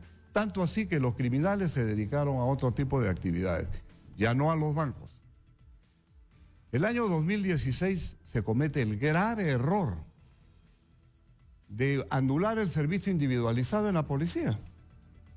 Este gobierno... Eso del que uno por uno el policía tenía derecho a... Recuerda que hubo toda una polémica. El quitar el servicio individualizado, a la hora que lo retiran, 1000 puestos se quedaron libres aquí en Lima, nada más que eran cubiertos por el personal policial. Por eso es que el crimen ha aumentado vertiginosamente, porque le hemos cedido el espacio al crimen. El tema de la criminalidad es un tema de espacio. Claro, porque el argumento que se utilizaba es que resultaba hasta denigrante para los policías, que el día que tenían de Franco tenían que trabajar para compensar sus ingresos. Entonces, en realidad la solución es que se cambiara ese régimen de uno por uno, que los policías ganaran lo que debían ganar y que igual el servicio se prestara, ¿no? O sea, me imagino que un trato con Asbank, como el que se está haciendo ahora, ¿no? Porque ahora se está regresando, ¿no? Ya se ha tenido, ahora se ha empezado a efectuar. Entonces, hemos retrocedido. Dimos unos pasos, comenzamos a inventar algo, no se ha podido controlar el tema, regresamos. Pero los muertos que han pasado, ¿quién vela por esas vidas que se han perdido? Esos heridos que se han perdido, ese dinero que se ha perdido. Por favor, esto no es para inventar. Y eso es lo que yo llamo la atención. Tenemos que sentarnos nosotros, hay que hacer una ley de seguridad ciudadana, la tiene que hacer el Congreso, porque cada vez que viene un gobierno comienza a hacer en tubo de ensayos y terminamos en esto. Retroceder. Pero es que nos pasa, Octavio, en todas las áreas. Yo lo hablaba en relación a la reconstrucción. O sea, tenemos gente recontra calificada para el tema de la prevención de desastres, que si la llaman cada 3 semanas para conversar un ratito es un milagro. Y no es la gente que está a cargo, que es la que debería estar a cargo de todo este tema, porque sabe lo que hay que hacer. Igual ocurre en inseguridad. Yo hasta ahora no logro entender, sinceramente. Ustedes tenían a Dardo López, ¿no es cierto? Como especialista en el tema de seguridad, trabajó contigo, armaron un equipo, ¿no es cierto? Y ustedes, si hubieran llegado al gobierno, tenían un plan que me imagino le iban a entregar para realizarlo a quienes lo habían trabajado. En Peruanos por el Cambio pasó una cosa de locos. La gente que estuvo trabajando en el plan de seguridad no fue incluida en el gabinete a la hora de decidir quién iba al Ministerio del Interior y quién se hacía cargo del manejo de la policía. Entonces, fue absurdo. ¿Para qué los llamas? Ahora está el Rubén, ¿cómo se apellida? Rubén Vargas, ¿no? Rubén Vargas, el viceministro superpoderoso, ¿no? Él continúa. Se cree leonesa, sí, es una cosa de sus mega operativos. Porque la pregunta es cuán efectivo ha sido todo esto, ¿no? O sea, porque ya hace rato que toca un balance, ¿no? O sea, ya puedes, después de un año y medio, decir, ¿funcionó o no los megaoperativos? ¿Funcionó o no el tema de las recompensas? ¿No es cierto? O sea, ¿ha dado resultados? ¿Hemos mejorado o no? Mira, el tema de todas las requisitorias, la policía ya tiene un universo anual sobre tema de captura de requisitoriados. Es fuerte, es bastante. Ahora, de que se incentive eso, yo no lo veo mal, pero tampoco podemos tener como una fórmula importante para poder derrotar al crimen. Son temas coadyuvantes, pero no son determinantes. Y la determinación implica de que necesariamente tengamos que retomar calles. Y para retomar calles hay que volver a la calle. Hay que tener estrategia, no solamente con personal policial a pie, sino también debemos tener en cuenta con efectivos policiales en diferentes modalidades para hacerle frente al crimen. Sí, tengo dos mensajes acá. Uno de Robert Castillo, que siempre comenta sobre el tema de seguridad y que dice que esta información, ¿no es cierto?, sobre la inseguridad que, Octavio, usted nos ha hecho conocer ahora, sobre la percepción de inseguridad, ocupamos el segundo lugar en Latinoamérica, o en las Américas, para ser más preciso, el barómetro de las Américas.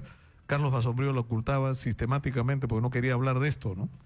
Y lo segundo es una información que les compete a ustedes. El juzgado de investigación preparatoria acaba de ordenar al fiscal José Domingo Pérez que concluya la investigación preliminar sobre Fuerza Popular. Y le ha dado 20 días para que entregue su informe.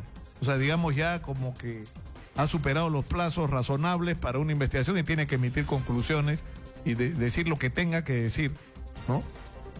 Bueno, necesariamente creo que es oportuno que las cosas que se inicien, se terminen todas las pesquisas y se concluya y se presente de una vez se presente la parte final ya de este informe, ¿no? Que es importante que los peruanos queremos saberlo. ¿Y no les asusta a ustedes lo que haga el fiscal? En lo absoluto. Nosotros conversamos siempre con Keiko los martes y nos sentamos y abordamos estos temas. El partido está tranquilo, no hay situaciones mayores y esperemos nosotros que lo que pueda declarar cualquiera de las personas que forman parte de Odebrecht, a nosotros no nos tiene sin cuidado, ¿no? Octavio Salazar, congresista de Fuerza Popular. Muchas gracias. Ha estado con nosotros. Un saludo cordial a todos. Vamos a la pausa, regresamos con más. Esto es Exitosa, volvemos.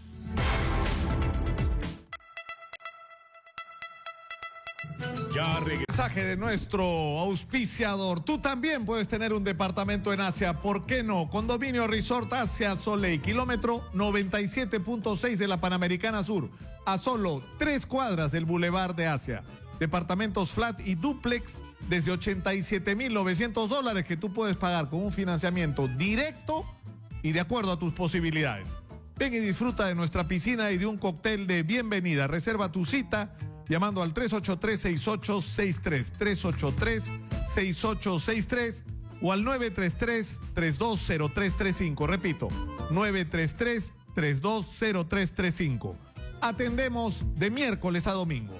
Anderson Grupo Inmobiliario. Construimos el futuro para ti. Estamos en la línea con el señor Willy Terrell Fuster, presidente de la comunidad campesina de Palca, en Tarma. Siguen los problemas con los productores de papa y ha ocurrido hoy un incidente, está bloqueada la carretera. Muy buenos días, cuéntenos lo que está pasando, por favor.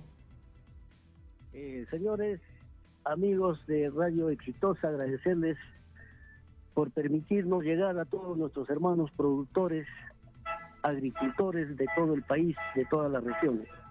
Efectivamente, ya como es de conocimiento de la prensa escrita, la televisión, se está llevando un paro nacional agrario indefinido esto es sobre todo el clamor y el reclamo de todos los agricultores del Perú.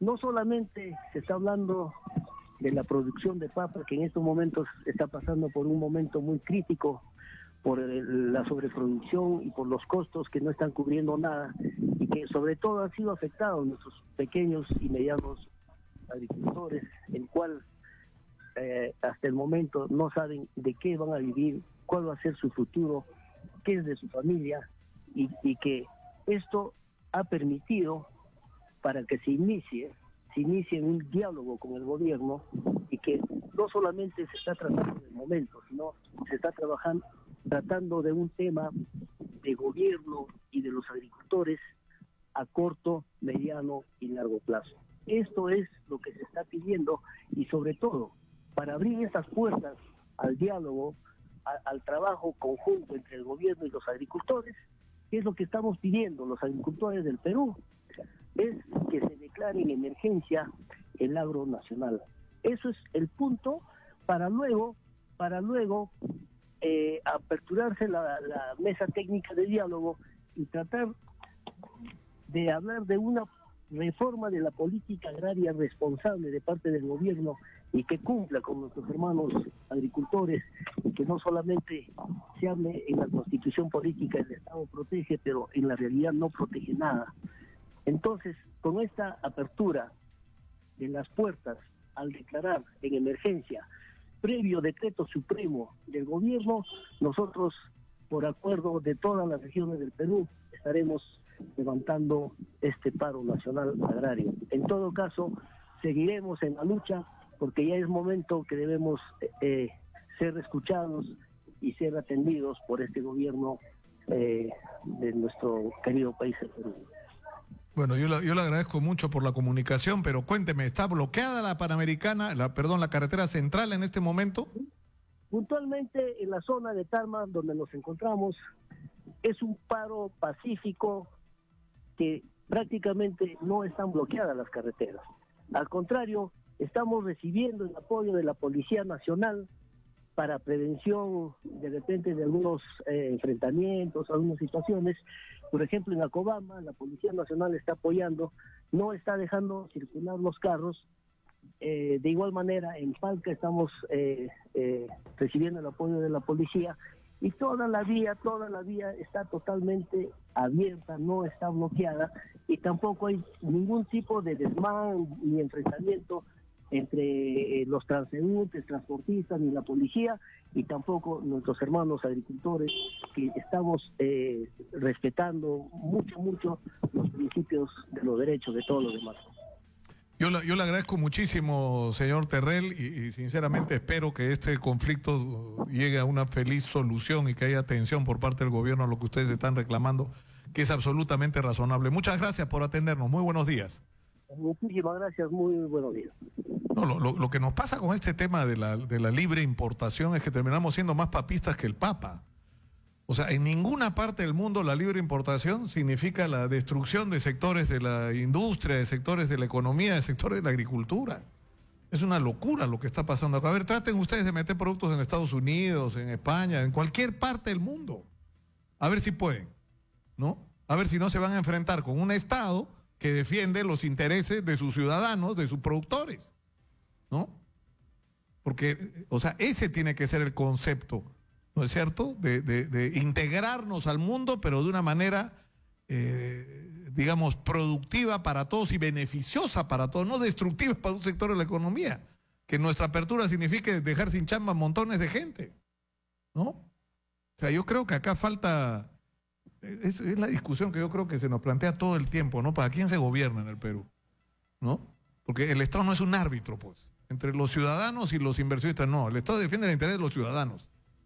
Y la gente que se elige en el gobierno es para que se cumpla la ley y se defiende el interés del ciudadano, ¿no?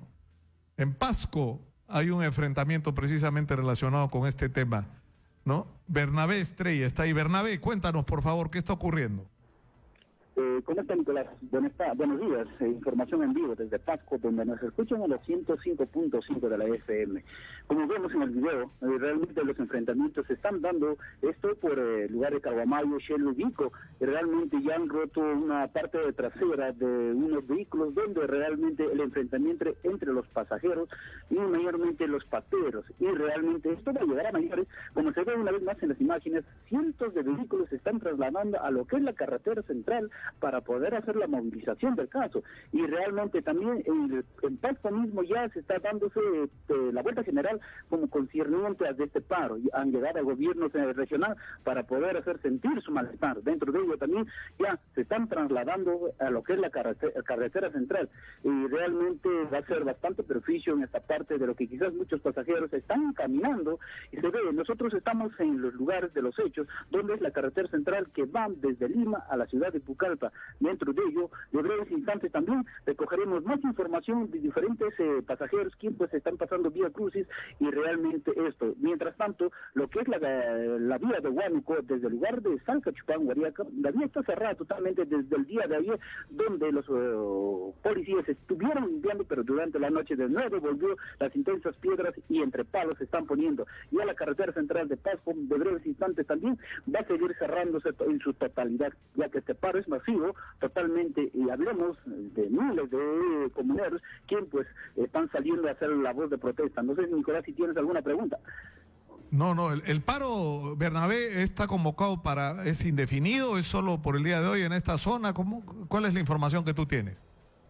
El plan es indefinido. Justamente hemos conversado con los representantes, algunos representantes, no en su mayoría, algunos presidentes de cada comunidad, por ejemplo, como el señor Casimiro, donde nos ha mencionado que el paro va a ser indefinido y totalmente, y como hemos podido presenciar, hemos podido ver, cientos de vehículos están siendo trasladados a los comuneros, ya que ellos van a llegar también a respaldar, mencionan a los comuneros, ya que están haciendo el bloqueo de la carretera a lo que es la carretera central. El paro es indefinido. Nosotros también corremos el riesgo, ya que hay bombas lagrimógenas por esta zona, y un poquitito tenemos que retroceder con la finalidad de que quizás también no sufrir cualquier daño a cuidar a nuestro ser, ¿no? A la cual que pero vamos de quizás mejor la mejor información, tratar las mejores imágenes para que también toda la gente quien pues está viendo sepan lo que está sucediendo en diferentes lugares de lo que es la región de Pasco.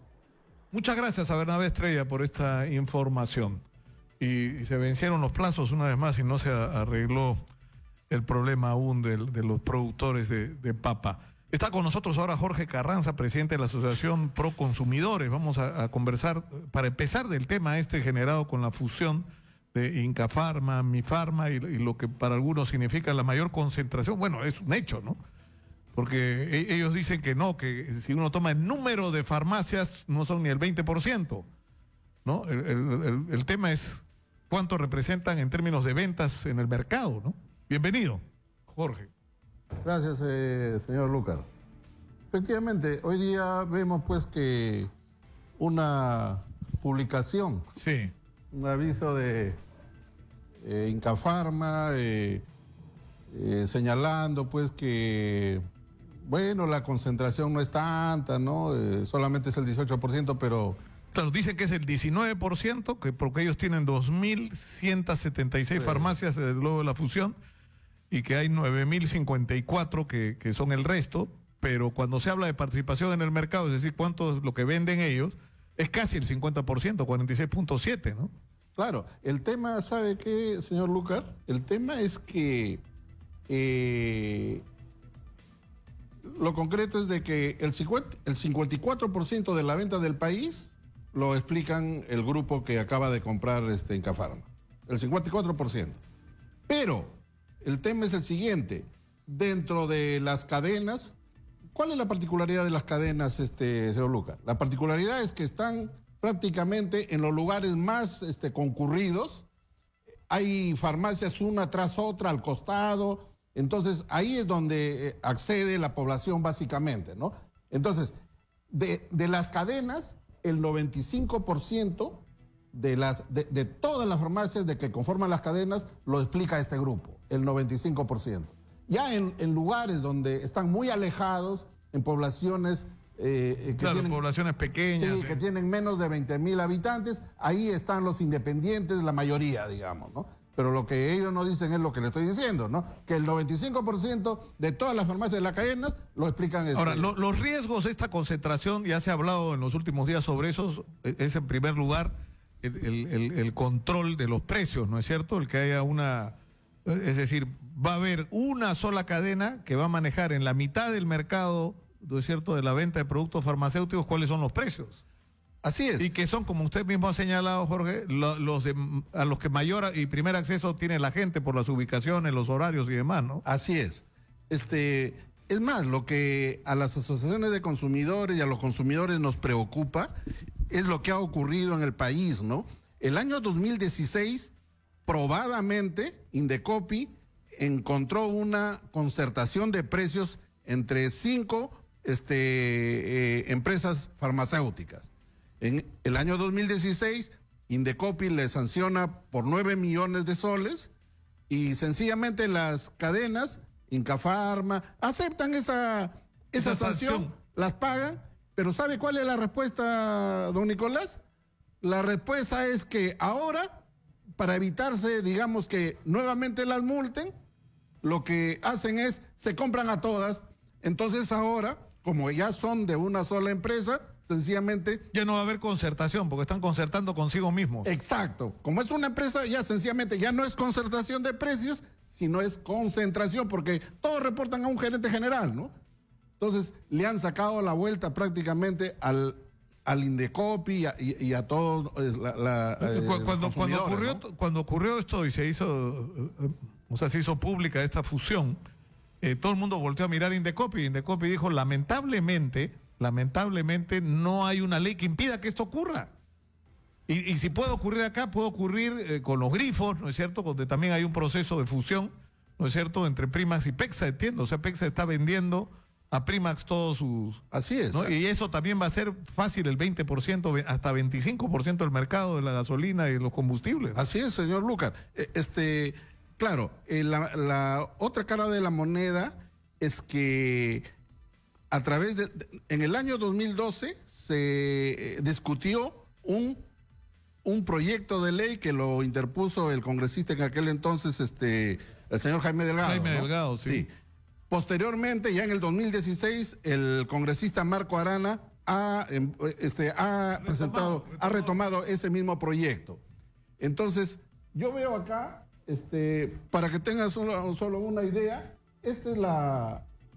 tengo acá a mi mano la transcripción de la exposición que hicieron, entre otros, el representante de la CONFIEP, en ese tiempo el señor Alfredo Bular, ¿no?, donde se opuso tajantemente a que se apruebe esa ley. Lamentablemente el gobierno del señor Humala lo permitió.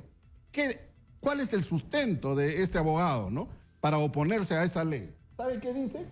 Dice que yo simplemente quiero llamar la atención que los recursos con los que cuenta el Estado son escasos y con los recursos que cuenta el Indecopi se pueden emplear en otras cosas.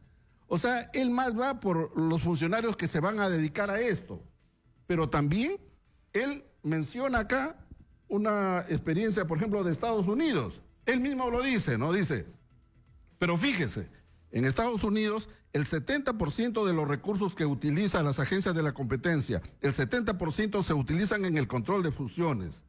Entonces, si eso se hace acá, lo que él dice, hay una distracción muy clara de recursos hacia esas actividades, lo cual implica menos actividad en sectores mucho más importantes como control de barreras burocráticas, como cárteles, como abuso de posición de dominio.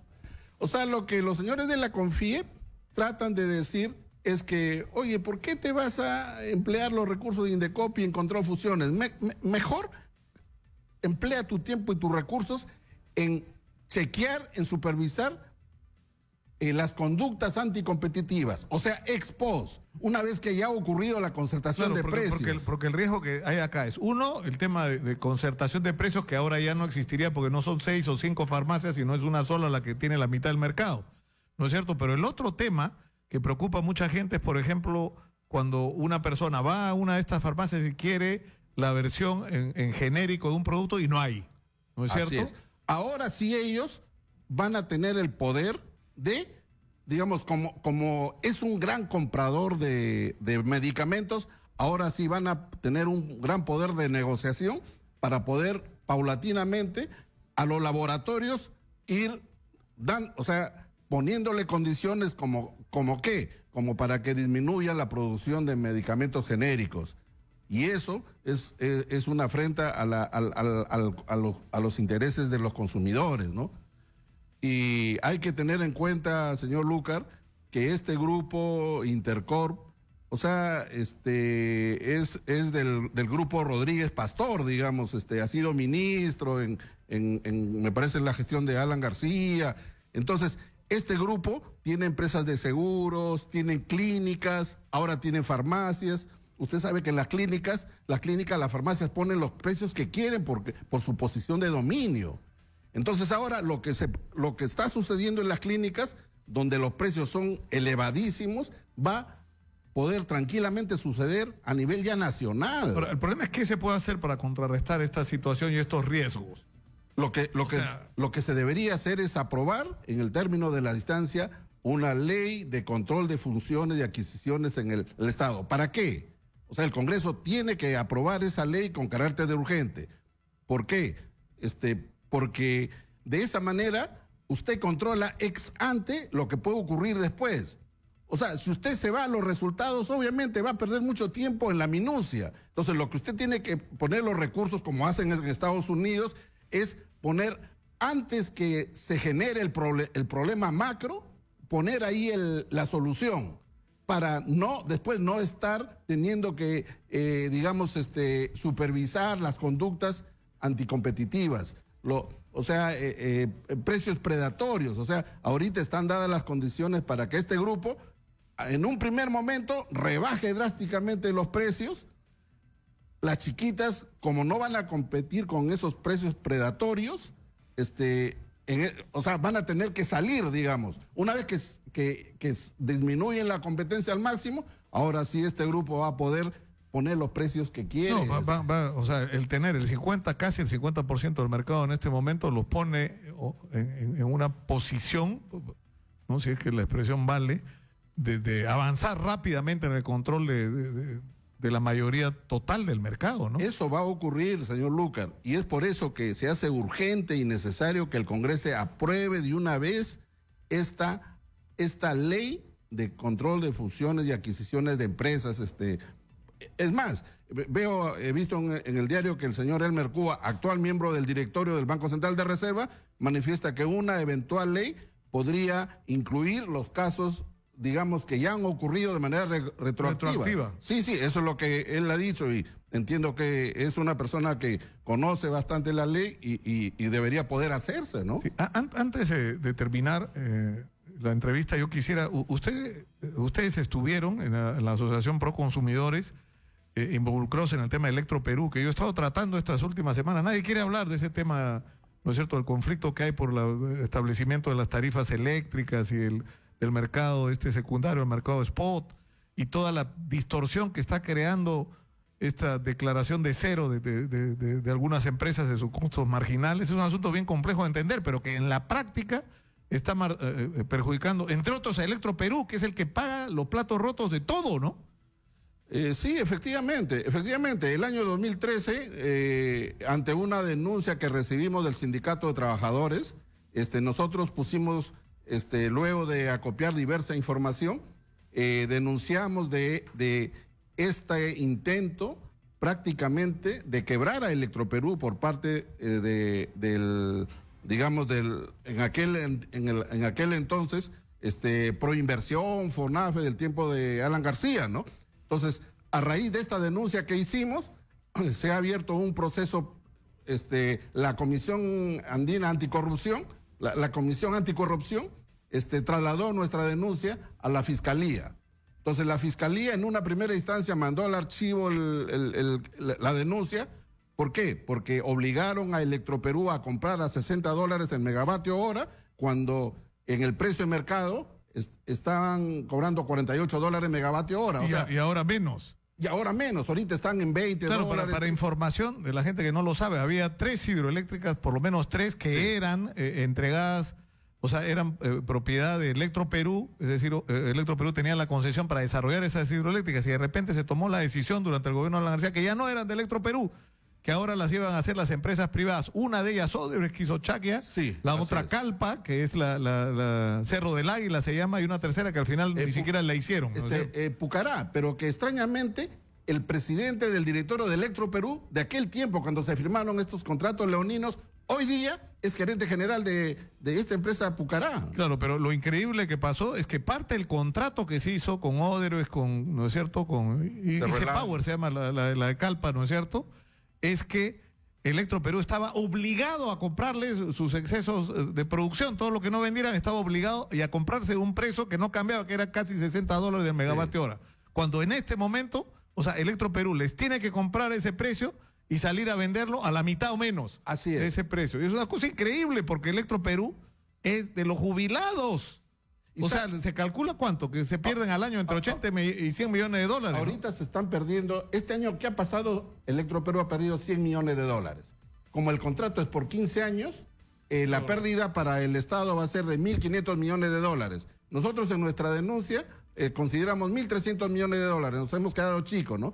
Pero lo interesante es que esa primera instancia de la denuncia penal que fue interpuesta ha sido revocada ante una queja de derecho interpuesta por nosotros y la segunda instancia del juzgado penal ha ordenado que se abra ya una investigación. Que se abre una investigación. Sí. Bueno, y era hora. Jorge Carranza, presidente de la Asociación Pro Consumidores, ha estado con nosotros. Muchas gracias, Jorge.